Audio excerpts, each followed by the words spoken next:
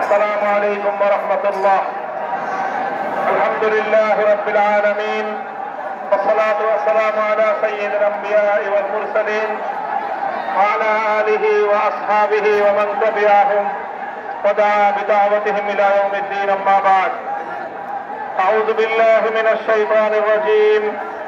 بسم الله الرحمن الرحيم. ولا تركنوا إلى الذين ظلموا فتمسكم النار وما لكم من دون الله من أولياء ثم لا تنصرون.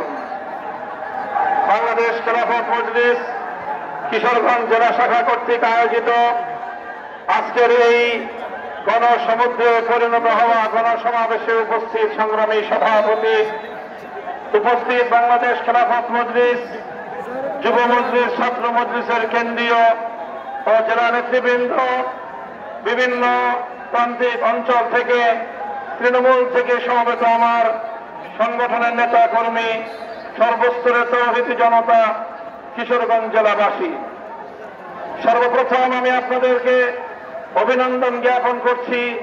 প্রতিকূল আবহাওয়া উপেক্ষা করে আজকে খেলাফতের এই সমাবেশে আপনারা সমবেত হয়ে একটি বার্তা জাতিকে দিয়ে দিয়েছেন। আল্লামা আতহার আলী রহমতুল্লাহ আলাইহির মাটি, আল্লামা আহমদ খান রহমতুল্লাহ আলাইহির এই মাটি, আল্লামা আনোয়ার শাহ রহমতুল্লাহ আলাইহির এই মাটি, আল্লামা আতাউর রহমান খান রহমতুল্লাহ আলাইহির এই মাটি, শহীদ আরমানের এই মাটি ইসলামের ঘাঁটি।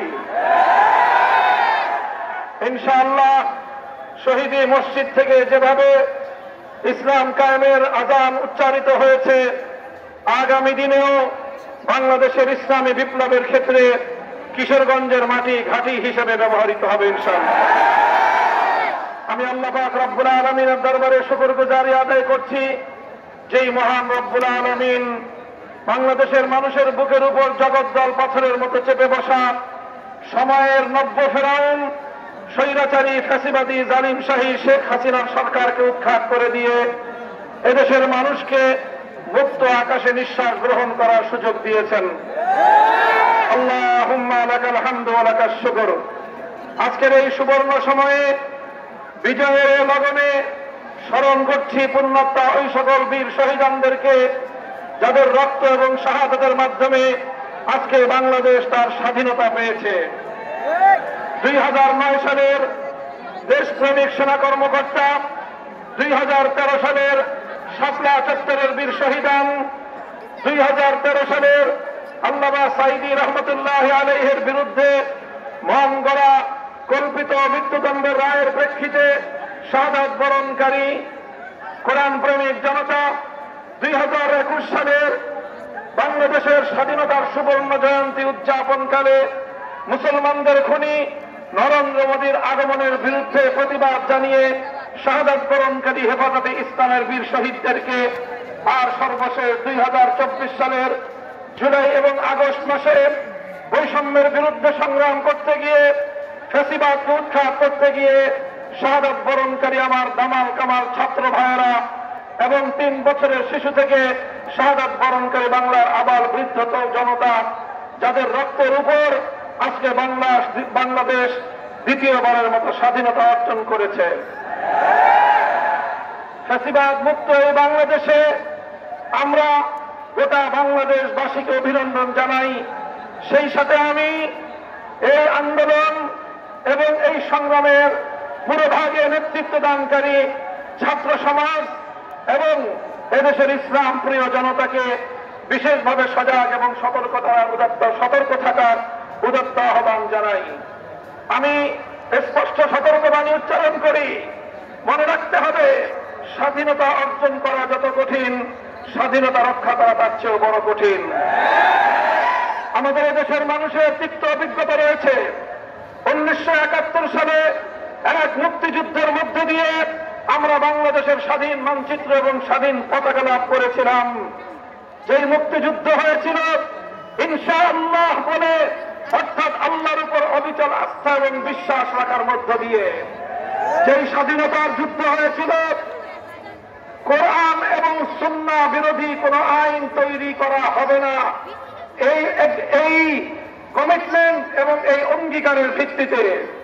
কিন্তু দুঃখ এবং পরিতাপের বিষয়, আল্লাহর উপর আস্থা রেখে শুরু হওয়া স্বাধীনতার যুদ্ধ, কোরআন সুন্নাহর বিরুদ্ধে কোন আইন তৈরি না করার সেই কমিটমেন্টের প্রেক্ষিতে অর্জিত স্বাধীনতা 16 ডিসেম্বর বিজয় দিবস পালন করার কয়েক মাসের মধ্যেই আমাদের সেই বিজয়কে ছিনতাই করা হয়েছিল। পার্শ্ববর্তী আরেকটি রাষ্ট্র তার নিজ দেশের সংবিধানের মূলনীতিগুলোতে একটি প্রেসক্রিপশনের মাধ্যমে একটি দলের সরকার প্রতিষ্ঠার মধ্য দিয়ে বাংলাদেশের মানুষের ইচ্ছা এবং অভিপ্রায়ের বিরুদ্ধে বাংলাদেশের হাজার বছরের ইতিহাস এবং ঐতিহ্যকে দুপায়ে দলিত করে সেই ভিনদেশী আরেক দেশের প্রেসক্রিপশনের আলোকে ৭১-এর মুক্তিযুদ্ধের চেতনা পরিপন্থী একটি সংবিধান প্রণয়ন করার মধ্য দিয়ে বাংলাদেশের মানুষকে দীর্ঘ অর্ধ শতাব্দীকাল পর্যন্ত শাসনের নামে শোষণ করা হয়েছে। সেই পতিত স্বৈরাচারী পরাজিত ইসলাম বিরোধী চক্র, পতিত ফ্যাসিবাদী হাসিনার দোসররা, তারা বাংলাদেশের মসনদ থেকে উৎখাত হয়েছে, কিন্তু এখনো পর্যন্ত তাদের ষড়যন্ত্র বন্ধ হয় নাই। এজন্য আমি বলি, আমাদেরকে সজাগ থাকতে হবে, সতর্ক থাকতে হবে। শেখ হাসিনা চেয়েছিল বাংলাদেশকে হিন্দুত্ববাদে দীক্ষিত করতে। আমরা বাংলাদেশের মানুষ, আমাদের হাজার বছরের ঐতিহ্য, একদিকে যেমন সাম্প্রদায়িক সম্প্রীতির ইতিহাস, আমাদের ইতিহাস সম্প্রীতির ইতিহাস।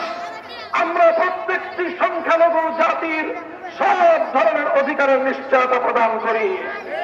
হিন্দু, বৌদ্ধ, খ্রিস্টান সহ যত সংখ্যালঘু সম্প্রদায় রয়েছে তাদের ব্যক্তিগত যানমালের নিরাপত্তা, অর্থনৈতিক এবং ব্যবসায়িক নিরাপত্তা এবং তাদের নিজ নিজ উপাসনালয়ে যার যার ধর্ম পালনের নিরাপত্তা এবং নিশ্চয়তা বাংলাদেশের হাজার বছরের ঐতিহ্য।